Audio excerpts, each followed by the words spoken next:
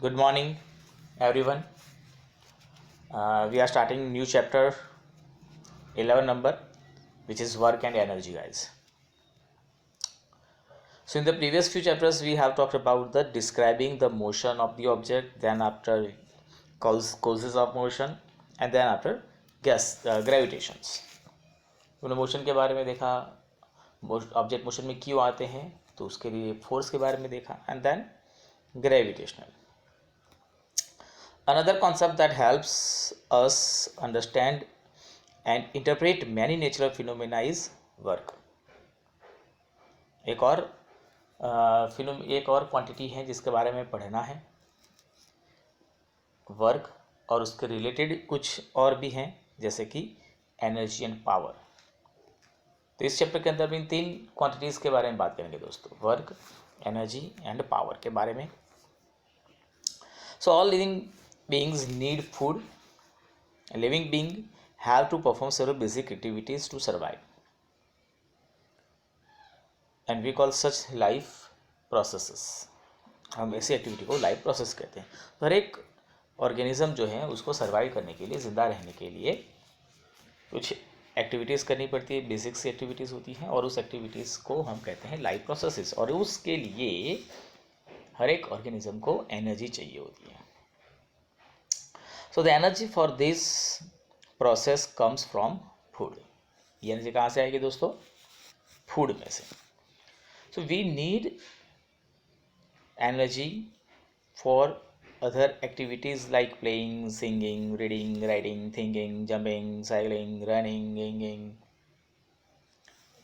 तो ये सब एक्टिविटीज़ हैं जिसके लिए भी आपको एनर्जी चाहिए. देखो, आप अगर कुछ नहीं कर रहे हो, सुबह से शाम ऐसे खाली बैठे हो, तो बैठे बैठे भी आपको वीकनेस लगेगी अगर कुछ खाते पीते नहीं हो. और अगर कुछ एक्टिविटी कर रहे हो, जैसे कुछ काम कर लिया आप, कुछ आउटडोर गेम्स खेल लिया आपने, तो आप देखेंगे कि आपको और ज़्यादा एनर्जी की ज़रूरत पड़ती है. So activities that are strenuous require more energy. मतलब कुछ एनर्जी जिसमें आपको ज़्यादा मेहनत करनी पड़ती है, उसमें ज़्यादा एनर्जी की रिक्वायरमेंट होती है. Animals to get engaged in activities. Animals भी देखो, तो उनको भी यहाँ वहाँ भागना, दौड़ना, कूदना, शिकार करना, शिकार से बचना, ये सब करने के लिए उनको भी एनर्जी की ज़रूरत होती है. फिर आपने देखे कुछ एनिमल्स हैं जो हैवी लोड्स उठाते हैं, जैसे हाथी हैं, कैमल्स हैं, बुलॉक हैं, हॉर्सेस हैं, डोंकी हैं, तो उनको भी इस तरह के एक्टिविटी के लिए ज़्यादा एनर्जी चाहिए होगी. तो ये हमने लिविंग ऑर्गेनिज्म के बारे में बात करी. उसी तरह से अगर आपके पास जो मशीन्स हैं, तो मशीन्स के लिए भी एनर्जी चाहिए. आप सिंपल व्हीकल जैसे कि हमारे पास हैं, स्कूटर हैं, बाइक हैं, कार हैं, तो उनके अंदर आपको फ्यूल डालना पड़ेगा, पेट्रोल के फॉर्म में या डीजल के फॉर्म में. उनमें से उनको एनर्जी मिलती है. तो हर एक ऑर्गेनिज्म को या हर एक मशीन को काम करने के लिए एनर्जी की रिक्वायरमेंट होती है, वर्क करने के लिए. हमारा यहाँ पे जो सबसे पहला टॉपिक है वो है वर्क. वर्क क्या होता है? So guys, there is a difference in the way we use the term work in day-to-day life and the way we use it in science. मतलब साइंस में जो आप उसको वर्क को डिफाइन करते हो वो, और जो डे टू डे लाइफ में आप जब वर्क बोलते हैं वो, दोनों में बहुत बड़ा डिफरेंस है.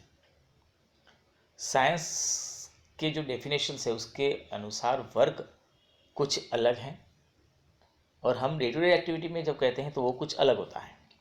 समझते हैं. उसके लिए हमें एक एग्जांपल दिया है.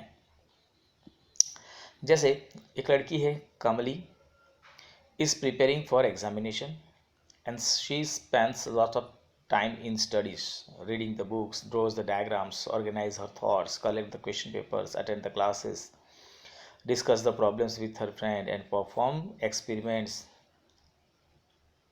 And she expands a lot of energy on this activity. ठीक है. तो उसने सुबह से शाम तक हार्ड वर्क किया इन हर स्टडी. उसने बहुत सी मेहनत करी है स्टडी में. And she expand a lot of energy too. उसमें बहुत सारी एनर्जी भी उसकी खर्च हो गई. तो in common parallels she is working hard. आप देखोगे कि ओहो बहुत मेहनत कर रही है बच्ची. All this hard work may involve a very little work if we go by the scientific definition. तो यहाँ पर आपने देखा कि वो लड़की सुबह से शाम तक कड़ी मेहनत कर रही है पढ़ाई में, लेकिन अगर फिजिक्स को हम इन्वॉल्व करते हैं तो फिजिक्स बोलता है she has done a may be उसे शायद कुछ काम किया हो, थोड़ा बहुत, अदर उसने कुछ किया नहीं है। ऐसा क्यों? समझो, ये एक और एग्जाम्पल, जैसे आप एक बड़े से पत्थर को हटाने के लिए काफ़ी मेहनत कर रहे हो, पत्थर बहुत बड़ा है, बहुत हैवी है, आप आधे घंटे 1 घंटे तक मेहनत करें, फिर थक के हार के बैठ गए। यू हैव वर्क हार्ड, आपने बहुत मेहनत करी है उसको हटाने के लिए, आपकी सारी एनर्जी वहाँ पर यूटिलाइज हो गई है, खर्च हो गई है, लेकिन फिर भी आपने तो कुछ किया ही नहीं है, क्योंकि वर्क तो वहीं का वहीं है। आपने काम क्या किया? कुछ नहीं। अब जबकि आप आधे घंटे से मेहनत कर रहे हो, आप थक गए हो, लेकिन फिजिक्स बोलता है कि यू हैव डन नथिंग, क्योंकि वो पत्थर तो वहीं पर है जहाँ पर था, तो आपने किया क्या? कुछ नहीं। For example, you stand still for a few minutes with a heavy load on your head. आपने सर के ऊपर कुछ लोड उठाकर खड़े हो, कहीं जाते नहीं हो, बस वहीं पर खड़े हो। थोड़ी देर में आप थक जाओगे। आपने देखा स्कूल में ऐसे करवाते हैं, बच्चे मस्ती करते होंगे या ऐसा कुछ होता है तो बैग, उनका ही बैग, स्कूल बैग उठाकर खड़े रख देते हैं, कुछ ही मिनट में वो थक जाएंगे, ठीक है। लेकिन आपने किया क्या? आप कहाँ थे? वहीं पर हैं जहाँ पर थे, आपका बैग भी वहीं पर है जहाँ पर था, ठीक है।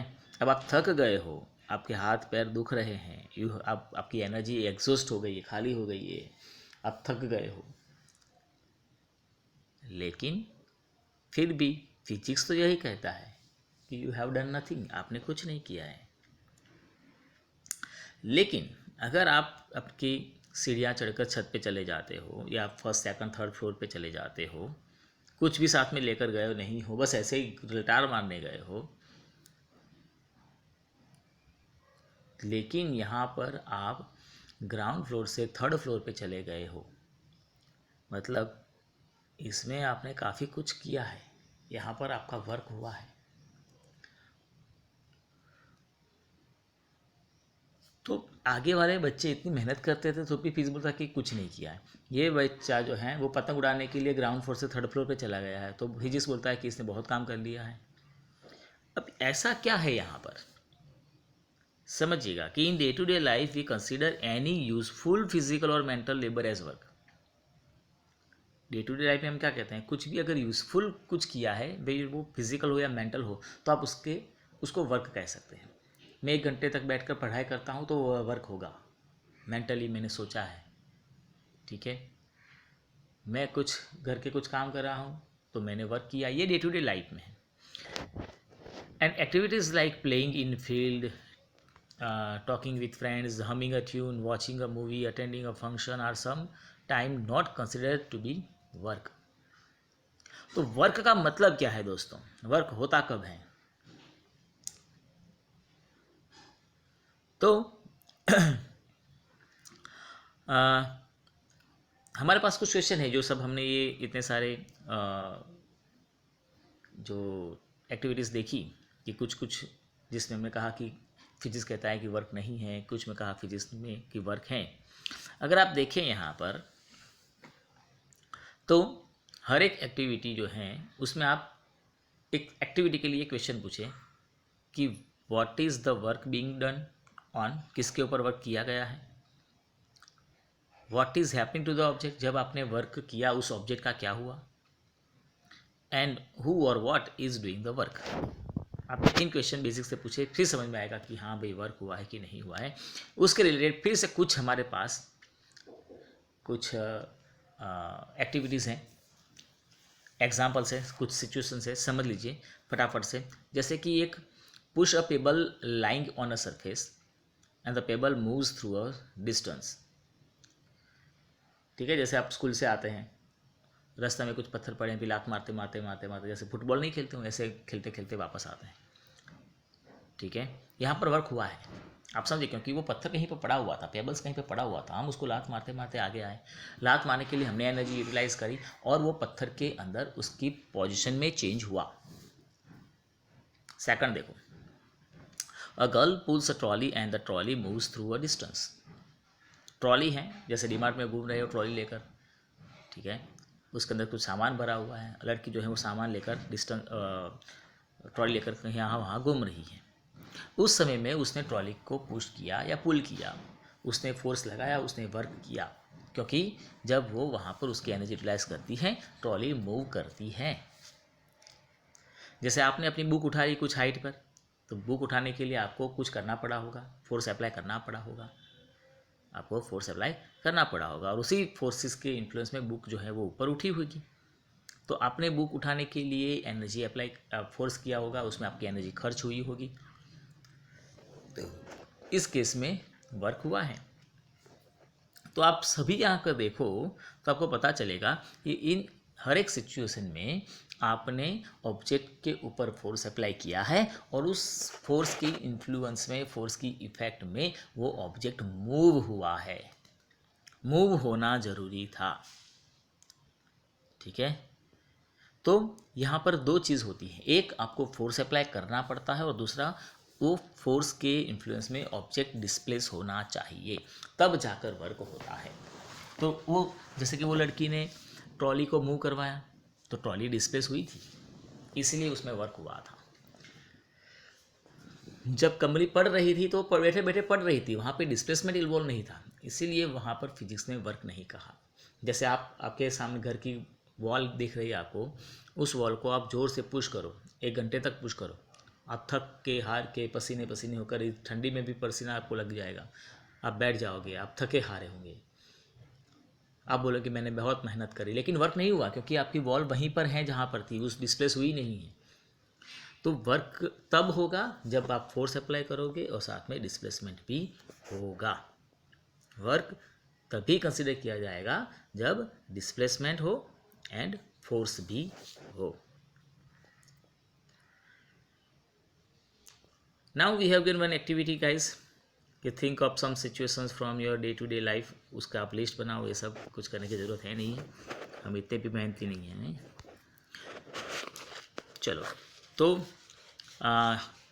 Work done by a constant force, इसमें मैथमेटिकली उसको प्रूव करेंगे, next time it will be seen by us.